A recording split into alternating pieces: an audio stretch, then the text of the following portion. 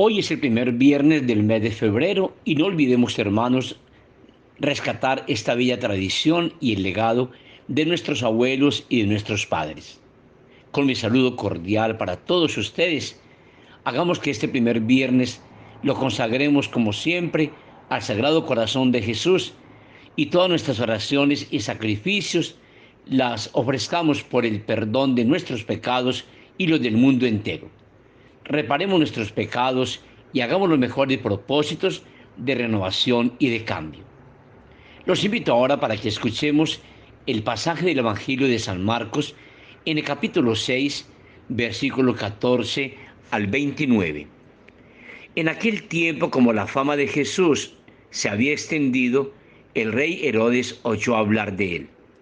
Unos decían: Juan el Bautista ha resucitado de entre los muertos, y por eso las fuerzas milagrosas actúan en él. Otros decían: es Elías. Otros: es un profeta como los antiguos. Herodes, al oírlo, decía: es Juan, a quien yo decapité, que ha resucitado. Es que Herodes había mandado prender a Juan y lo había metido en la cárcel encadenado. El motivo era que Herodes se había casado con Herodías, mujer de su hermano Felipo, y Juan le decía que no le era lícito tener a la mujer de su hermano.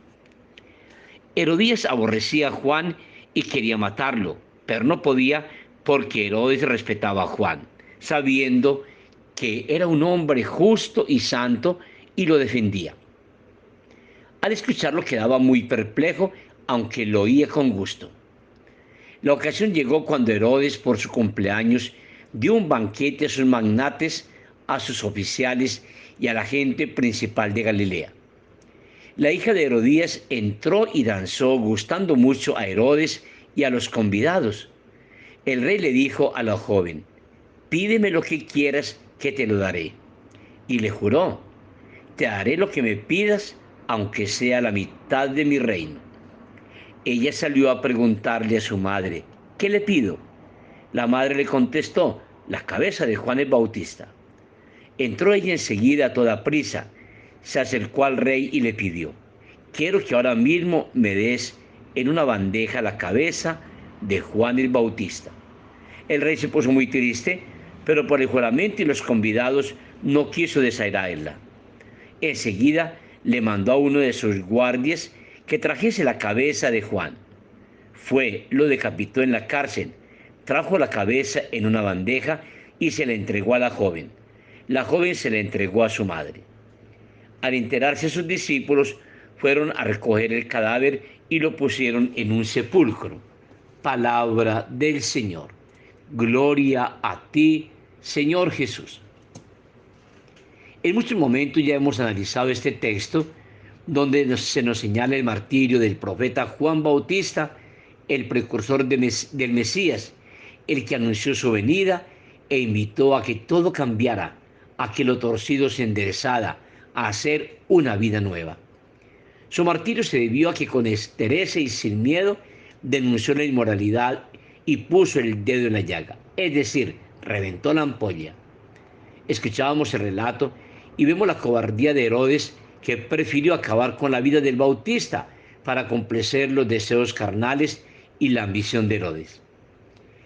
La figura de Juan el Bautista es admirable por su ejemplo de entereza en la defensa de la verdad y su valentía en la denuncia del mal. San Marcos en el Evangelio nos narra que el Bautista fue ejecutado como venganza de una mujer despechada y porque el profeta había denunciado públicamente su unión con Herodes.